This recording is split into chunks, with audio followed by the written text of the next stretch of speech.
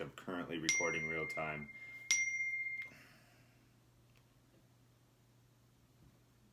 Thank you, everyone, for tuning in on this episode of this podcast, which I'm recording right now for this video as well. And I'm going to be reading it from my latest blog post off my phone, recording with my computer, recording with another phone for video for YouTube.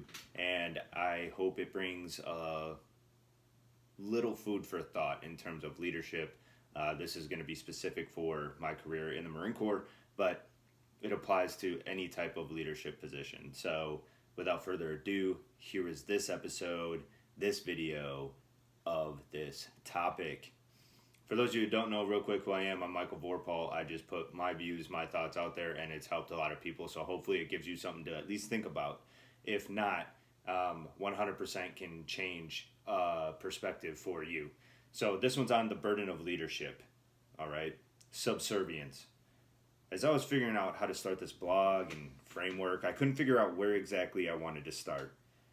I could start with, what is a leader to you, or how many different definitions exist in the world. I even thought about asking for your opinion on what or who a leader is and is comprised of. It wasn't until watching a show on Netflix that a tidbit of a conversation I had had with my current operations officer at my current unit popped into my head. It was briefly mentioned, but it sparked the thought to the forefront of my brain. Subservient. This singular word sent me down a path solidifying how I would like to lead and what I see has generated the most impact for my unit, the Marines I'm responsible for, and my own personal growth. Before getting into the definition or what I'm exactly writing about, I want to make one thing known.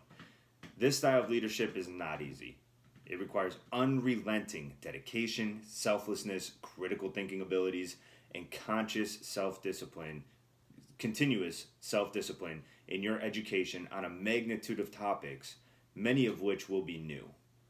Subservient leadership takes time to develop, but it's easier to do so if you truly believe in it, live by it, and implore others to do the same. As stated earlier, that little tidbit sparked my thoughts. All the readings I've done on the topic of leadership started pouring in almost uncontrollably, so much in fact that I almost lost focus on the rest of the conversation. Something occurred to me. This has always been a common theme amongst all great mentors, role models, leaders, or whatever you decide to label someone. It's the practice of subservience. What does that mean, though? Many correlate being subservient as a negative quality, a quality derived from there being a lack of control over yourself or having someone else control everything you do, say, or in extreme cases, every aspect of your life. Although I would have to agree that there would be a negative way to be subservient, I would definitely like to visit the definition of subservient. According to the dictionary, subservient means less important, or serving as a means to an end. When you look at the definition, keep it in mind for the rest of this reading, or if you're listening on the podcast or watching this on YouTube. I am sure you will be able to see how to look at subservience as a good quality, vice a negative one.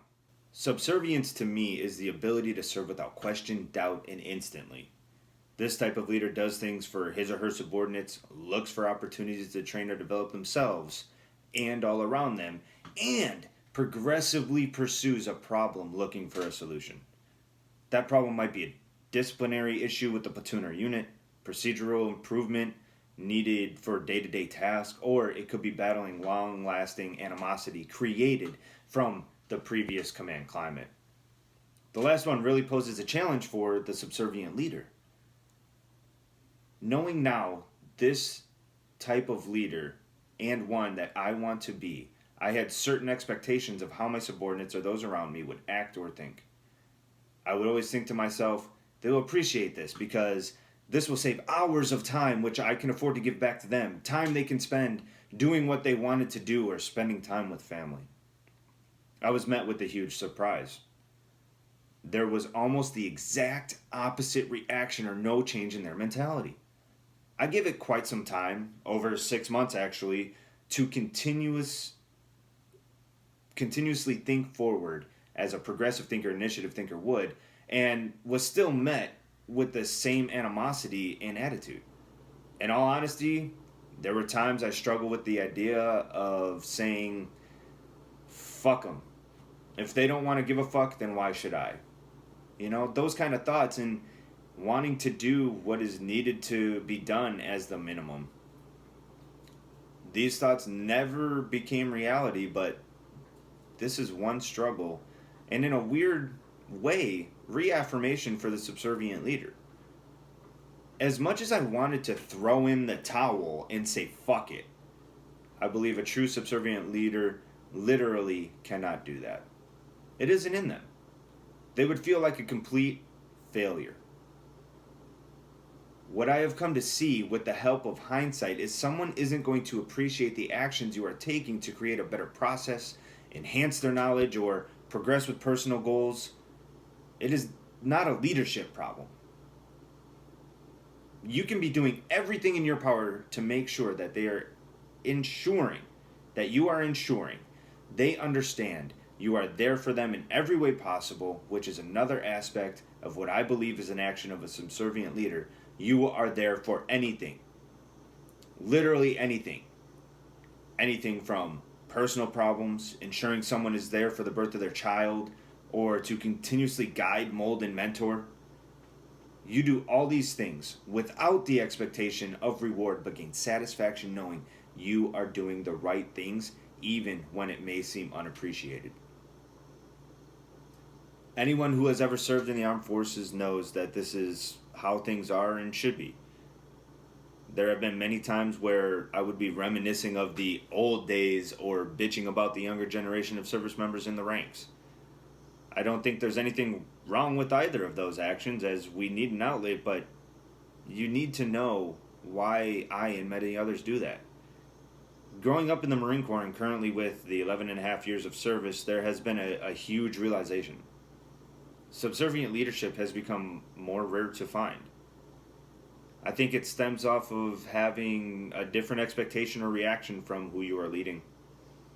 I believe many people in leadership positions are waiting for something tangible in return for what they are doing for their subordinates, even though the leader's actions should be conducted without an expectation of reward. Contrary to some, we are still human. Even in the military, with human attributes. That doesn't simply go away. So there will always be what we call the human factor to take into consideration. With that being said, we as leaders do have expectations, just like everyone else. It's something we work on every day. These tangible expectations might be a reaction, an expression of appreciation, or the attitude to visibly change. I will tell you that this will rarely ever happen. Rather, you will get the appreciation expressed to you many years later. You see, the individual you are leading now sees an example, and until they fill similar shoes, nothing will fully sink in. I believe everyone knows this, though. I mean, I know I do now. I think the real question is, and this applies to all leaders, but especially the subservient one, is why or how do you continue to be that type of leader? How do we not give up and simply transition onto something else with your life? Shift focus, not give a shit. It's simple, but it takes a new pathway of thinking.